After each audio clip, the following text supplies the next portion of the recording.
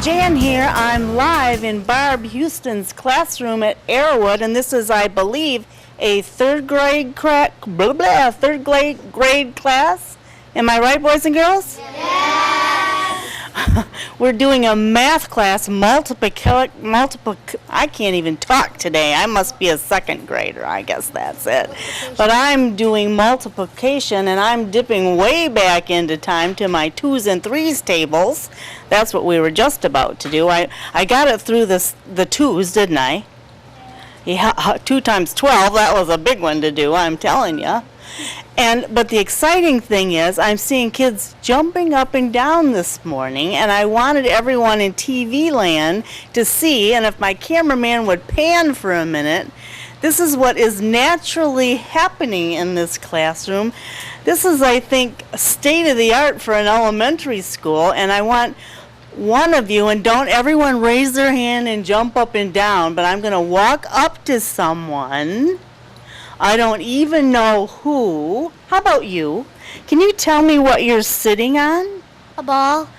They're all sitting on balls, ladies and gentlemen, out in TV land, and it's quite exciting. When I walked in the door, I saw this, or maybe a little ooh like this going on, and I thought, this is interesting.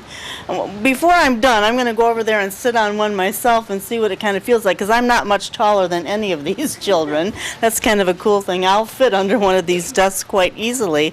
But, and I was informed when I got here that they all legally signed a contract that they would do this, I understand.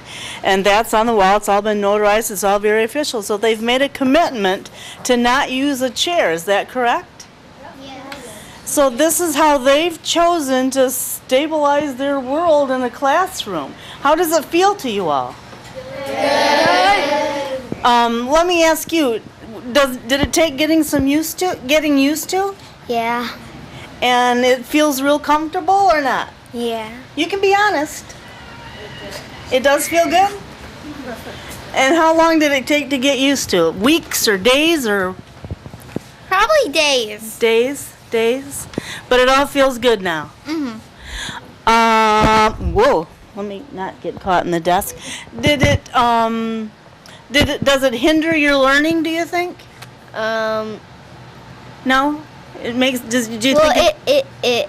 helps us learn. It helps you learn. How does it help you learn? Because we can move around when we work. So when you have the wigglies, you can kind of get the wigglies out? Yep. And then just keep on learning? Uh-huh. Oh. Do you think there's anything scientific to sitting on a ball? No. No? Do you think somebody's figured out a reason why you should do this?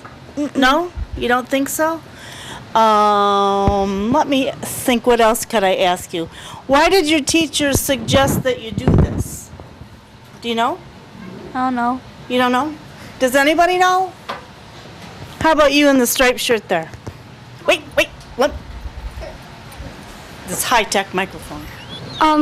She said that instead of using chairs, we should use stability balls because they make us learn quicker and faster, so we can get work done.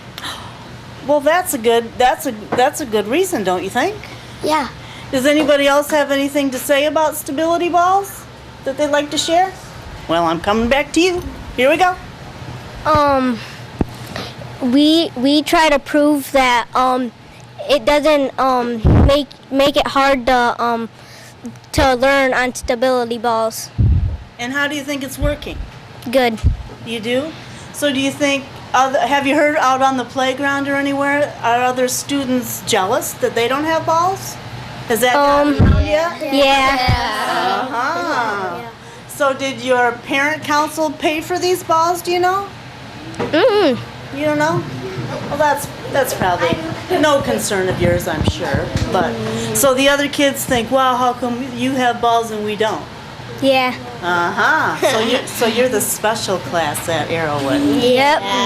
Well, do you think you're learning more? Yes. Yeah. Oh, so you think you're the smartest class? Yeah. Well, that's a good thing. So you all have all A's on your report cards. Yep. Kind of works. you're striving to have all A's on your report card. Yeah. There you go. Well, that's all you can ask for is doing your best, right? Yep. Right. Well, I have a sense that you are all doing your best, and I'm so proud of all of you. And really, will you hold on to this for me? While I get on, you can be the reporter for just a minute. While I get on, of course, purple and my chartreuse green will go really well together. And let's see if Java Jan can get on here and wiggle out her little wiggles today. Oh. Do you think I could do my housework with one of these things? Yeah. Wow, I kind of like this. What do you think? Christmas dinner around the dining room table and they're called stability balls? Yep. Yeah. Nothing real stable about it, is there? As we wiggle around. These are quite comfortable. I think balls for everyone, don't you think? Well, then you wouldn't be special, but you would have been the first, right? Well, I really thank you all for sharing and being so honest about it, but you really like them, don't you? I can tell. Yeah. Truly, as I came down the hallway and found your classroom, all I could see was this little But it really does kind of gets the wiggle out of you, and you don't have to, you can just kind of get it all out and stay focused with it happening. Well, thanks a lot for watching Channel 98 with us today, and I hope you enjoyed as much as I did meeting the third grade class at Arrowwood Elementary School in Saginaw Township.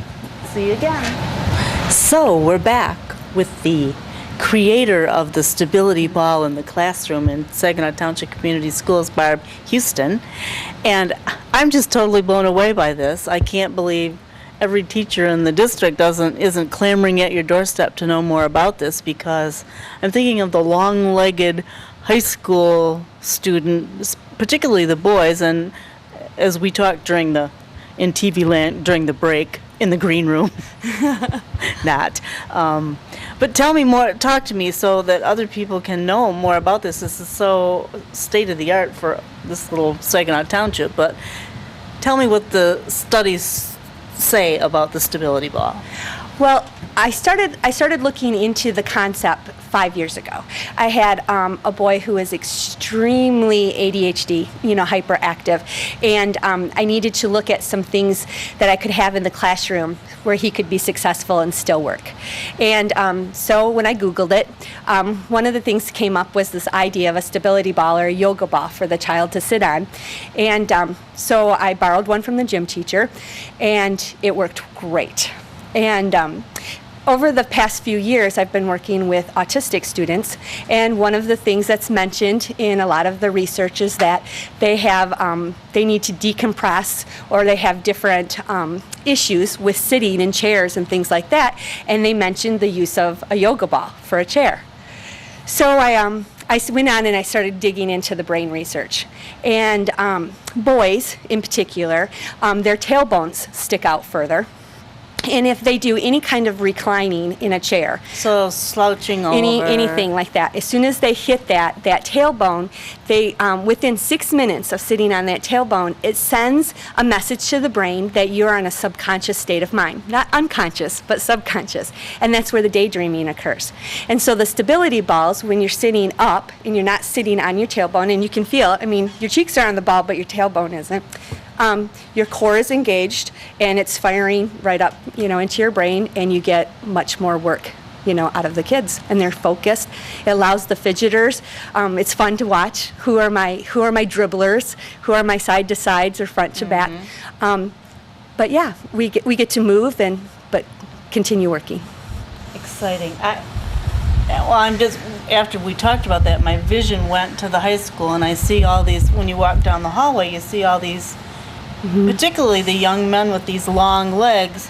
They're all leaned back because they don't fit anywhere in these hard chairs.